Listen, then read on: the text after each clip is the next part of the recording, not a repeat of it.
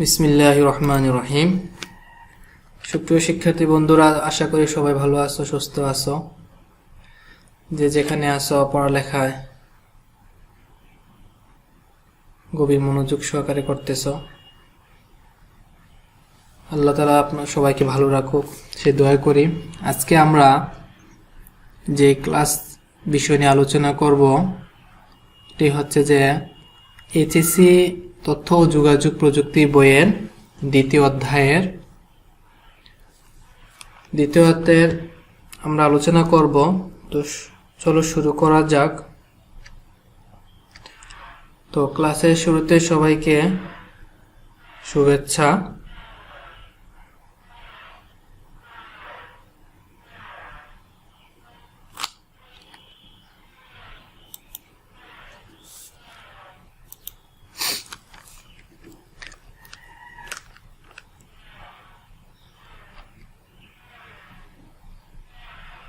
প্রথমে আমার পরিচিতি।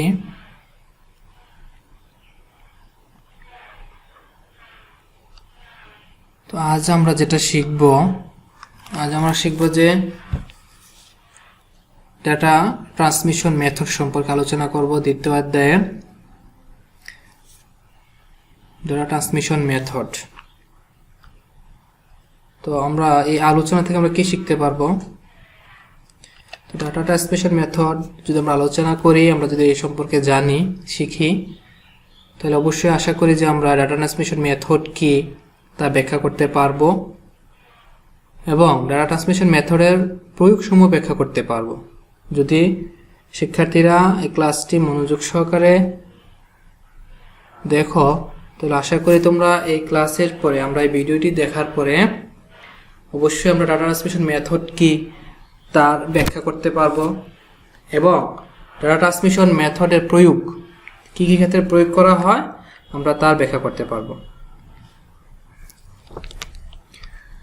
তো দেখো, এই স্লাইডে কিছু ছবি দেওয়া আছে। ছবিগুলো কি নির্দেশ করে?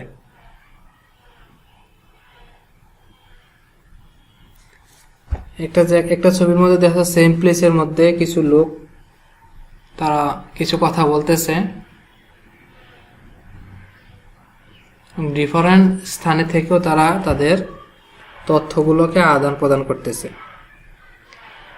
তাহলে ডিফারেন্ট টাইম যেটা, এটা হচ্ছে অ্যাসিনক্রোনাস ট্রান্সমিশন পদ্ধতি, আর সেম টাইমে যেটা হয় এটা হচ্ছে সিনক্রোনাস। একই সময় যেটা, এটা হচ্ছে যে সিনক্রোনাস।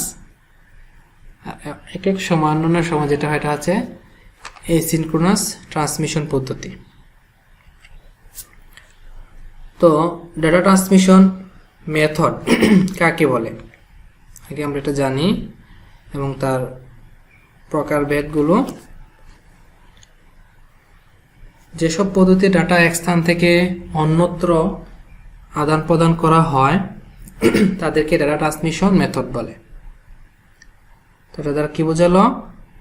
যে পদ্ধতিতে ডাটা এক স্থান থেকে অন্যত্র আদান প্রদান করা হয়, এক স্থান থেকে কোনো একটা তথ্যকে, ডাটাকে আমরা যদি অন্যত্র পাঠাই, যে পদ্ধতি ব্যবহার করে, এই পদ্ধতিটাই হচ্ছে ডাটা ট্রান্সমিশন মেথড। সিনক্রোনাইজেশন বা সময় সমন্বয় অনুসারে ডাটা আদান প্রদান পদ্ধতি বা মেথড প্রধানত তিন প্রকারের হয়ে থাকে। এক নম্বর হচ্ছে অ্যাসিনক্রোনাস ডাটা ট্রান্সমিশন, একটা হচ্ছে যে সিনক্রোনাস ডাটা ট্রান্সমিশন, আর একটা হচ্ছে আইসোক্রোনাস ডাটা ট্রান্সমিশন। তাহলে এটা মেথড হচ্ছে তিন প্রকার: অ্যাসিনক্রোনাস, একটা হচ্ছে সিনক্রোনাস, আর একটা হচ্ছে যে আইসোক্রোনাস ডাটা ট্রান্সমিশন। তার সঙ্গে আমরা প্রথমে অ্যাসিনক্রোনাস ডাটা ট্রান্সমিশন আলোচনা করি।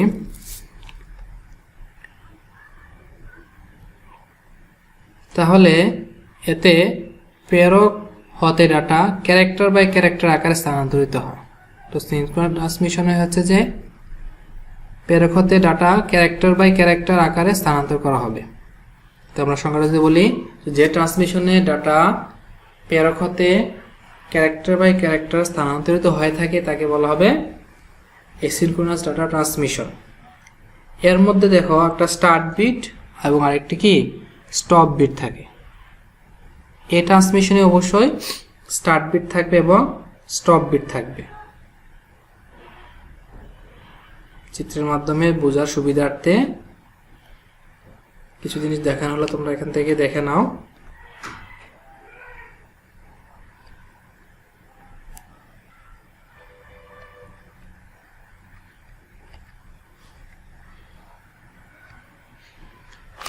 তো অ্যাসিঙ্ক্রোনাস ট্রান্সমিশনে ডাটা ক্যারেক্টার স্থানান্তর বিভিন্ন সময় হতে পারে। অর্থাৎ যে কোনো সময় প্রেরক ডাটা পাঠাতে পারে এবং গ্রাহক ডাটা যে কোনো সময় গ্রহণ করতে পারে। সে কারণে ক্যারেক্টার স্থানান্তরের সময় বিরতি সর্বদা সমান নাও হতে পারে। তাহলে কি বোঝা গেল? প্রেরক যে কোনো সময় পাঠাতে পারে এবং গ্রাহক ডাটা যে কোনো সময় গ্রহণ করতে পারে। এই কারণে ক্যারেক্টার স্থানান্তরের সময় বিরতি সর্বদা সমান নাও হতে পারে।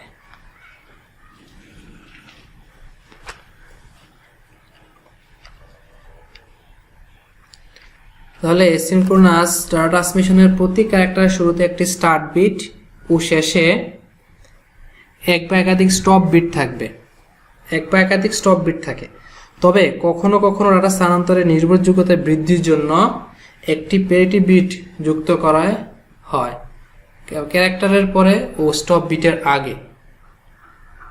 তাহলে স্টার্ট বিট থাকবে এবং এটা 8 থেকে 16 বিট ক্যারেক্টার হবে প্যারিটি বিট, আর একটা হচ্ছে স্টপ বিট।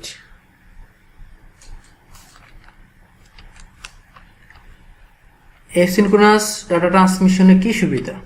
এইভাবে যদি ডাটা স্থানান্তর করা হয় তার কি সুবিধা তার কি অসুবিধা আমরা একটু দেখে নেই। তো অ্যাসিঙ্ক্রোনাস সুবিধার মধ্যে অ্যাসিঙ্ক্রোনাস ডাটা ট্রান্সমিশনে কোনো স্টোরেজ ডিভাইস প্রয়োজন হয় না, এর জন্য কোনো স্টোরেজ ডিভাইসের প্রয়োজন হবে না। 2 নম্বর হচ্ছে ডাটা স্থানান্তর খরচ সবচেয়ে কম। অন্যান্য ডাটা ট্রান্সমিশন পদ্ধতিগুলোর মধ্যে এই পদ্ধতিতে ডাটা স্থানান্তর খরচ কম। এই হচ্ছে সুবিধা।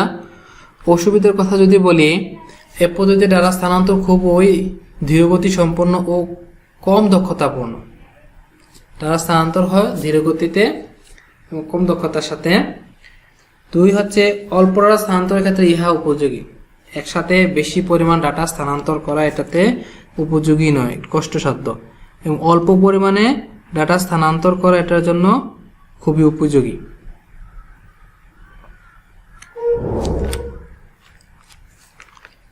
তো এই হচ্ছে সুবিধা অসুবিধা। এছাড়া আর অনেক সুবিধা অসুবিধা আছে, তোমরা বই থেকে নোট করতে পারো। এবার আসো সিনক্রোনাস ডাটা ট্রান্সমিশন। এতে প্রেরক হতে ডাটাকে প্রথমে কোনো স্টোরেজ ডিভাইসে সংরক্ষণ করে এর ক্যারেক্টার সমূহ একত্রে ব্লক আকারে রূপান্তর করার পর তা স্থানান্তর করা হয়।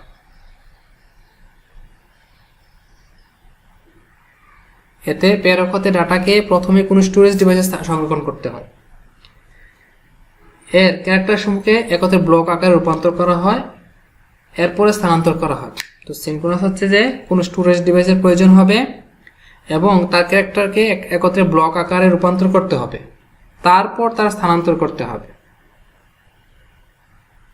এটা হচ্ছে প্রথমটা দেখো character block. Synchronous character 1 character 2 দ্বারা বোঝাইছে সেন্টার থেকে রিসিভার তথ্য যাবে।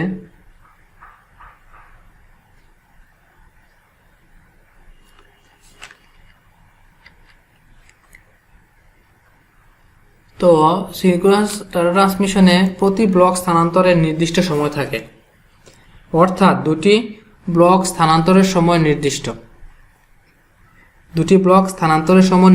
এখানে সময়টা নির্দিষ্ট করা থাকে। প্রেরক ডাটা পাঠানোর নির্দিষ্ট সময় পর গ্রাহক ডাটা গ্রহণ করে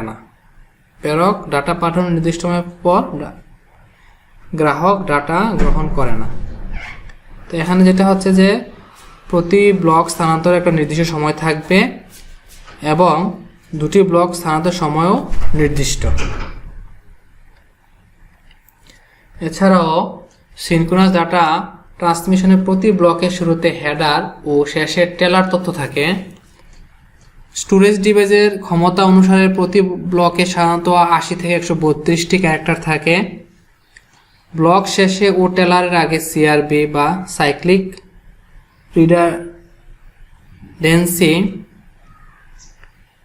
রিডান্ডেন্সি চেক এর এক বা একাধিক বিট থাকে ডাটা ট্রান্সমিশনের নির্ভরযোগ্যতা বৃদ্ধির জন্য।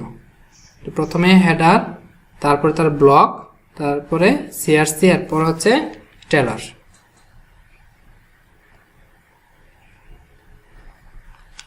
তো সিনক্রোনাস ডাটা ট্রান্সমিশনের সুবিধা আর অসুবিধা হচ্ছে যে এ পদ্ধতিতে ডাটা স্থানান্তর দ্রুতগতি সম্পন্ন ও দক্ষতাপূর্ণ। তথ্যটা দ্রুত গতিতে স্থানান্তর হয় এবং দক্ষতার সাথে। অসুবিধার ক্ষেত্রে যেটা লক্ষ্য করা যায়, সিনক্রোনাস ডাটা ট্রান্সমিশনে স্টোরেজ ডিভাইস প্রয়োজন হয়। এই ক্ষেত্রে স্টোরেজ ডিভাইস লাগবে। স্টোরেজ ডিভাইস ছাড়া এই ডাটা পাঠানো সম্ভব না এবং স্টোরেজ ডিভাইস প্রয়োজন আগে। এরপর হচ্ছে ডাটা স্থানান্তর খরচ বেশি এই পদ্ধতিতে, যেহেতু আমার স্টোরেজ ডিভাইস প্রয়োজন, এবার স্টোরেজ ডিভাইসে ডাটাকে সংরক্ষণ করতে হবে, অতিরিক্ত আমাকে স্টোরেজ ডিভাইসের প্রয়োজন পড়তেছে, এই কারণে এটার খরচ বেশি এই পদ্ধতিতে ডাটা স্থানান্তর। যদি তুলনা করি দুইটার মধ্যে, যে একটা চিত্রের মধ্যে দেখো ওইখানে সেন্ডার থেকে রিসিভার কিভাবে যায়, এসিনক্রোনাসে সেন্ডার থেকে ডাটাটা কিভাবে রিসিভার পর্যন্ত পৌঁছে, এবং সিনক্রোনাসে ডাটা সেন্ডার থেকে রিসিভারে কিভাবে পৌঁছে।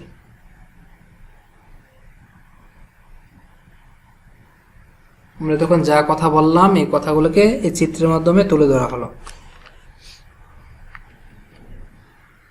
আরেকটি চিত্রের মধ্যে দেখানো হচ্ছে যে সিনক্রোনাসে কিভাবে আর এসিনক্রোনাসে কিভাবে ডাটা স্থানান্তরিত হয়।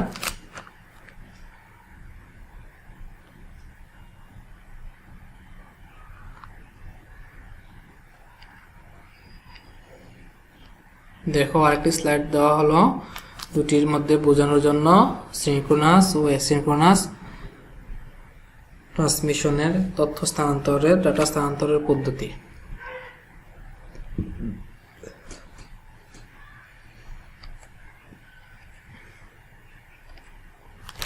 আরেকটি স্লাইডও দেখানো হলো দুটির মধ্যে তুলনার জন্য, সিনক্রোনাস এবং অ্যাসিনক্রোনাস এর মধ্যে ডাটা স্থানান্তরের পদ্ধতি বা তুলনা। এবার আসলে দুইটার মধ্যে পার্থক্য আমরা একটু দেখে নেই। ডাটা স্থানান্তর এতে ক্যারেক্টার ব্লক আকারে হয়, এতে ক্যারেক্টার বাই ক্যারেক্টার আকারে হয়। সময় ব্লক স্থানান্তর নির্দিষ্ট সময় থাকে, ক্যারেক্টার স্থানান্তরের বিভিন্ন সময় হতে পারে। শুরু শেষ, ব্লকের শুরুতে হেডার ও শেষে টেলার তথ্য থাকে, ক্যারেক্টারের শুরুতে স্টার্ট বিট ও শেষে স্টপ বিট থাকে। নির্দিষ্ট সময়ের পর গ্রাহক ডাটা গ্রহণ করবে না, যে কোনো সময় গ্রাহক ডাটা গ্রহণ করবে। স্টোরেজের ক্ষেত্রে প্রাথমিক স্টোরেজ ডিভাইস প্রয়োজন হয়, এসিনক্রোনাসের ক্ষেত্রে কোনো স্টোরেজ ডিভাইস প্রয়োজন হয় না। দক্ষতা অপেক্ষাকৃত বেশি, এটা তো অপেক্ষাকৃত কম। গতি অপেক্ষাকৃত দ্রুত, অপেক্ষাকৃত ধীর গতি সম্পন্ন। ব্যয় সিনক্রোনাসে অপেক্ষাকৃত ব্যয় বেশি হয়, এসিনক্রোনাস ট্রান্সমিশনে ব্যয় অপেক্ষাকৃত কম হয়। এই হচ্ছে সিনক্রোনাস ও এসিনক্রোনাস ট্রান্সমিশনের মধ্যে পার্থক্য। এবার আইসোক্রোনাস সম্পর্কে আমরা জেনে নেই। ইহা সিনক্রোনাস ডাটা ট্রান্সমিশন এর উন্নত সংস্করণ, যেখানে ডাটা ট্রান্সমিশন হয় সময় বিরতি সর্বনিম্ন রাখা হয়। ফলে ইহা সবচেয়ে দ্রুত গতিতে ডাটা ট্রান্সমিশন করতে পারে। সাধারণত রিয়েল টাইম ডাটা ট্রান্সমিশনে এই পদ্ধতি অনুসরণ করা হয়। তাহলে এটা হচ্ছে যে সিনক্রোনাস ডাটা ট্রান্সমিশনের একটি উন্নত সংস্করণ আমরা বলতে পারি, যেখানে ডাটা ট্রান্সমিশন সময় বিরতি সর্বনিম্ন রাখা হয়। ফলে দ্রুত গতিতে তথ্যগুলোকে কি একটা থেকে একটা পাঠানো যায়, ট্রান্সমিশন করা যায়।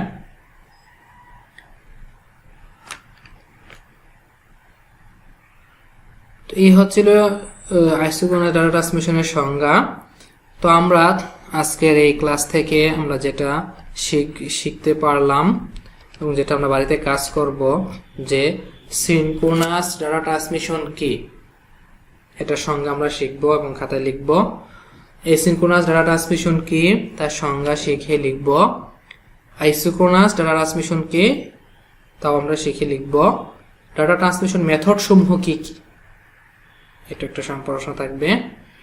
আর একটি কাজ থাকবে বাড়ির সিনক্রোনাস ডাটা ট্রান্সমিশনের সুবিধা ও অসুবিধা লিখো এবং এসিনক্রোনাস ডাটা ট্রান্সমিশনের সুবিধা ও অসুবিধা লিখো। সিনক্রোনাস এসিনক্রোনাস ডাটা ট্রান্সমিশনের মধ্যে পার্থক্য লিখো। কিছু বহু নির্বাচনী প্রশ্ন, যে টেলিভিশনের ক্ষেত্রে রিসিভারের কাজ কি? তো টেলিভিশনের ক্ষেত্রে রিসিভারে কি কাজ করে? ব্রডকাস্ট সিগন্যাল থেকে পিকচার ও সাউন্ডকে ডিকোড করা। 2. কোনটি সাধারণ টেলিভিশন ব্রডকাস্ট সিস্টেমের উপাদান নয়? কোনটি সাধারণ টেলিভিশন ব্রডকাস্ট সিস্টেমের উপাদান নয়? হচ্ছে ইমেজ সোর্স। এসিনক্রোনাস ট্রান্সমিশন পদ্ধতি ব্যবহৃত হয়। কোনটি সঠিক? 1, 2, 3 এর মধ্যে অবশ্যই তিনটি সঠিক। 1, 2, 3। কিবোর্ড হতে 5 কার্ডে ডেটা স্থানান্তর করে, কম্পিউটার হতে প্রিন্টারে ডেটা স্থানান্তর করে, 5 কার্ড রিডার হতে কম্পিউটার স্থানান্তর করে। 4. ডেটা ট্রান্সমিশন মেথড হলো কি? ডেটা ট্রান্সমিশন মেথড কি? এসিনক্রোনাস ট্রান্সমিশন, সিনক্রোনাস এবং আসিনক্রোনাস সবগুলোই হচ্ছে ডেটা ট্রান্সমিশন মেথড। তাহলে অবশ্যই ঘ নাম্বার আনসার হবে 5। সিনক্রোনাস ট্রান্সমিশনের গতি অনেক দ্রুত হয় কখন? স্টার্ট বিট না থাকায়, স্টপ বিট না থাকায়, অনবরত চলতে থাকায়। তাহলে তিনটার কারণে। তো একটি বাড়ি কাজ থাকবে যে সিনক্রোনাস ও এসিনক্রোনাস ডাটা ট্রান্সমিশনের প্রয়োগ সমূহ লিখো। কি কি ক্ষেত্রে প্রয়োগ করা হয় সিনক্রোনাস এবং এসিনক্রোনাস ডাটা ট্রান্সমিশন, এটা শিখে এবং লিখবে। তো আজ এই পর্যন্ত। ভালো থাকো, সুস্থ থাকো। আল্লাহ হাফেজ। বুঝতে কোনো অসুবিধা যদি হয় আমাকে কমেন্টসে জানাবা। আসসালামু আলাইকুম ওয়া রাহমাতুল্লাহি ওয়া বারাকাতুহু।